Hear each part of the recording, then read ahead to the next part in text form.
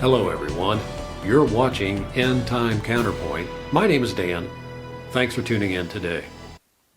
Here we are in a new year. It's 2026 already, and maybe it's tempting for us to think about what might happen in this year. And you know, my dad was right. The older we get, the faster time seems to go. And not only does time seem to go faster, but it seems like more events are packed into a year than it used to be. Now, maybe it's just me getting older myself, but it sure seems like things happen a lot faster than they used to. And so in the year 2026, I'm sure that the prophecy experts are going to jump on certain events that might happen, whether it has to do with something here at home or internationally. And they're going to jump all over the event and make you think and believe that they knew it was coming, even though they have no idea that it was going to happen. So they're going to take something that happens in Washington, D.C., or something that happens over in the Holy Land, and they're going to reverse engineer it into prophecy somehow and make Christians believe that this is part of God's prophetic plan. But there are some other things happening this year that they might try to take advantage of, and these are things that you will be able to see with your own eyes in one form or another. I ran onto this article on Yahoo recently, and it talked about all the celestial events that will be happening in 2026, and there are several. There are some planetary alignments and supermoons that are coming up this year.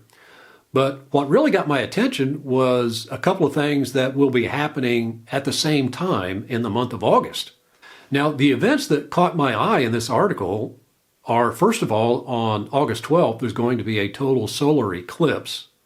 But then on August 12th and 13th, the Perseid meteor shower will also be at its peak. So you've got an eclipse and a meteor shower all happening at about the same time.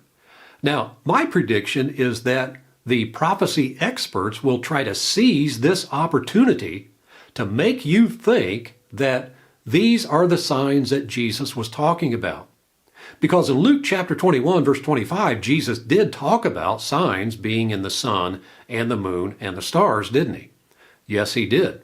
But what I think Jesus was talking about was these events happening when he returns or as he's returning, not signs leading up to a time of his return, if you understand what I'm getting at.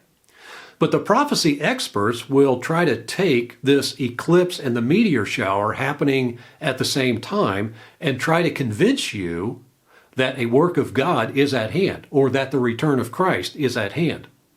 Now, they take any opportunity at their disposal. You remember just in September of 2025, there were people who were making this assertion that the rapture was going to happen in September, didn't they?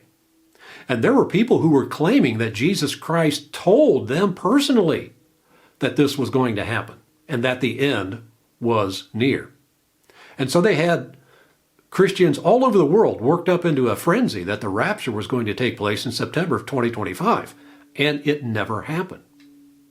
You see, that's the MO of these guys. They always sensationalize these things and always come up with these ideas and assertions that this is going to happen or that's going to happen, and it just never transpires. And so they want you to have a poor memory and forget these things and then latch on to the next event that they're going to try to use to their advantage. And I think in August, this is going to be a perfect opportunity for these experts to try to make you believe that Christ is returning at about this time. Well, here's the problem with that. First of all, like I said, I think Jesus said that these signs are going to happen when he returns, not weeks or months or even years leading up to his return. I don't think that's what he's talking about. I think when he returns, these things are going to happen, and it's going to strike fear into the hearts of men, and that's when their hearts are going to start failing them for fear of seeing these things happen.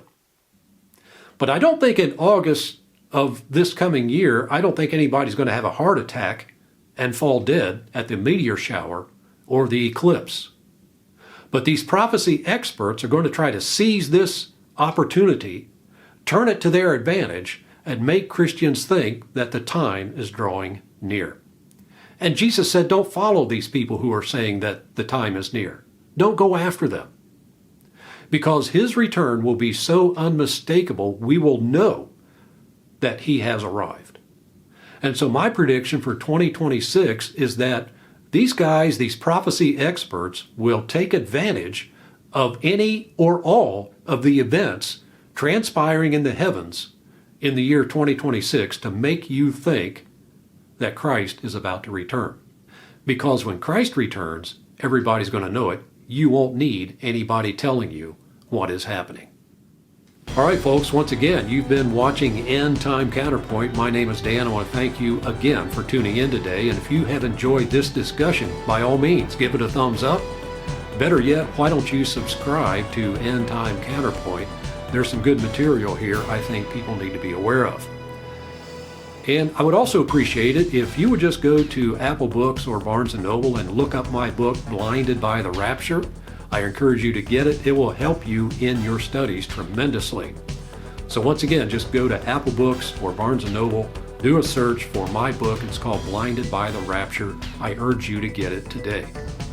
So once again, folks, I would hope that you would give a thumbs up to this discussion. I hope that you will subscribe to End Time Counterpoint.